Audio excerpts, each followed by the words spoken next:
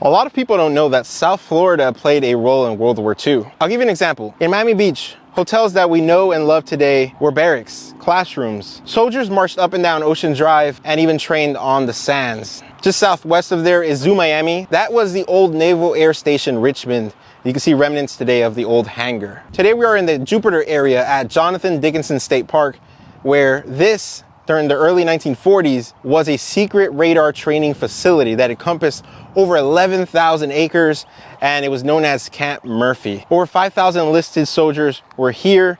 There were over 1,000 buildings constructed in this very land that I am standing on today. Soldiers had a bank, movie theater, bowling alley, obviously their barracks, classrooms, various things to do while they spent roughly on average 5 months training here. As you guys will learn, not a lot is left over. We can see some signs of the old Camp Murphy here at Jonathan Dickinson State Park. This structure right here, I'm not sure what it used to be, but you can see some bars over here. Looking inside, I'm not really seeing much, just debris, maybe pieces of wood. Looks like that would have been the entrance to whatever building this was.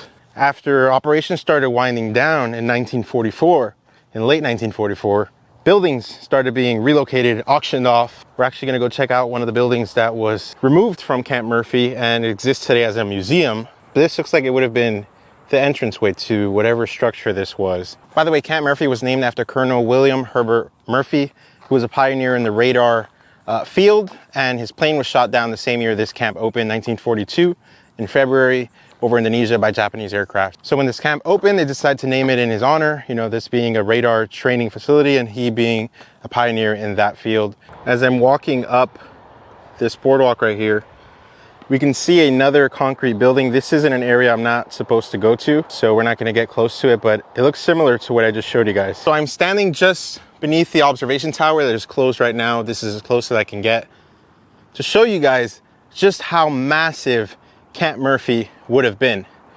Over there is US 1. It's where the cars are running over there. And the train tracks are over there. Anything in between, that is from train tracks to US 1, up until where I'm standing, and even a little bit beyond, Camp Murphy took over this entire space. And all of the buildings, by the way, all of the buildings, or for the most part, were painted green. And obviously you have a lot of dense vegetation, a lot of trees that provided that cover. So painting it green naturally will blend in, and it's already getting a lot of good cover from natural resources. Look at all these trees up here. By the way, this is the highest natural point you can get to in South Florida, anywhere south of Lake Okeechobee. This is 86 feet above sea level. You can't get any higher than this without it being like a landfill or something of that sort. But this is as high as you can get on a natural point in South Florida. So after everything was auctioned off, it took a while.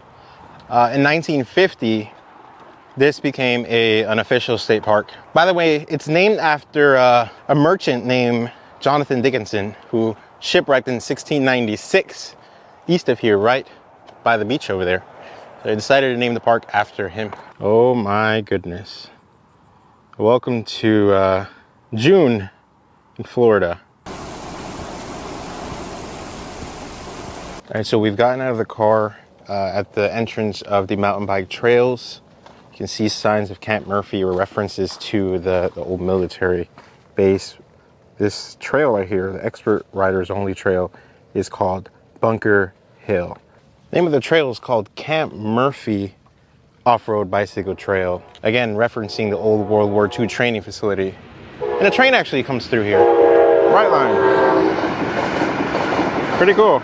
I'm not too sure what this is, but it looks like it might have been remnants from the old Camp Murphy. I don't know if anybody knows what this might have been.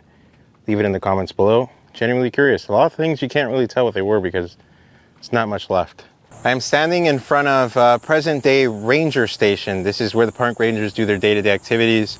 But in the 1940s, during Camp Murphy, this is where soldiers were housed. This is one of the barracks where they spent their time in between learning about radar. So as you can imagine, soldiers would come in and out of this building, spend time in this open space, probably listening to the sounds of nature, hearing a lot of bugs around me, with a view similar to this. Like I said, all the buildings were painted green for the most part, maybe with the exception of this one, but they did primarily have a green color. It might have faded from this time, but it was so it could blend in with all of the greenery around, and there's plenty of greenery out here.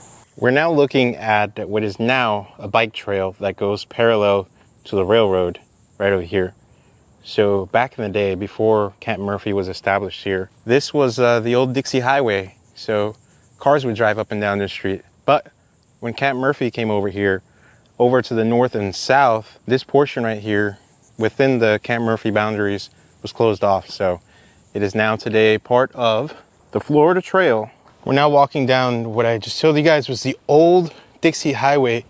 We would have been on the outskirts of Camp Murphy. As I mentioned earlier, it's bounded by the train tracks, Florida East Coast Railroad train tracks there, and US 1 over on the other side.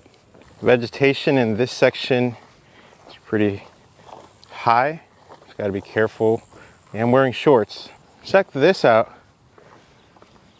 Got a little boardwalk here.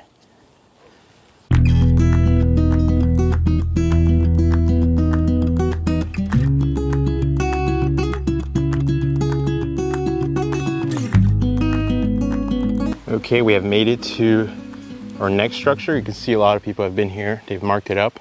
See grass growing from up there. Let's kind of explore a little bit. I'm not sure what this would have been, but there is a hole here. Again, I don't know. It's hard to tell what the structures are for.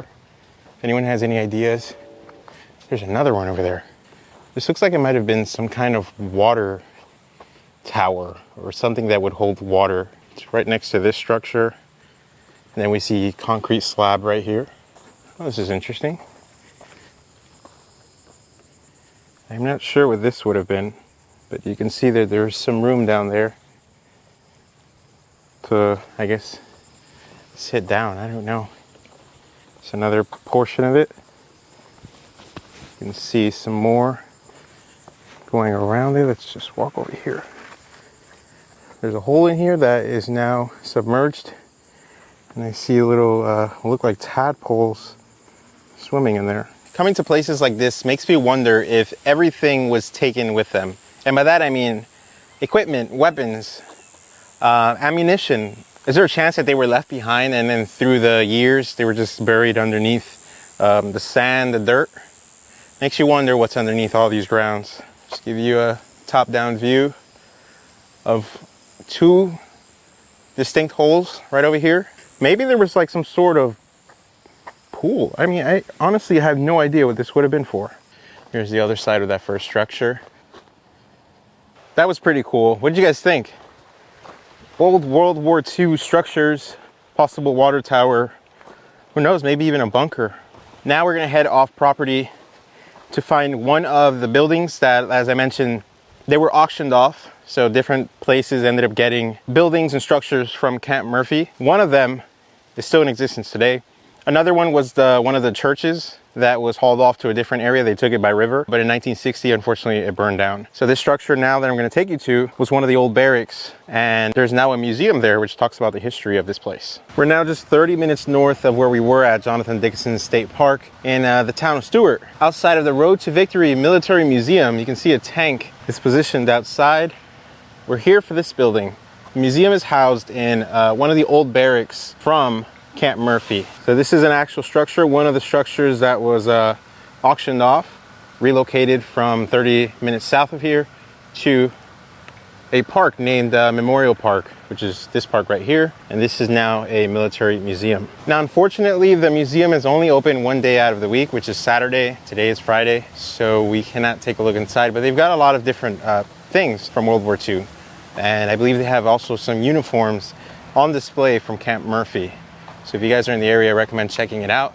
Just based off the pictures I saw online, it looks like a pretty neat museum. We're directly in front of the museum now. You can see old military equipment and vehicles on both sides here. Got this one covered up, something you would see driving around in World War II.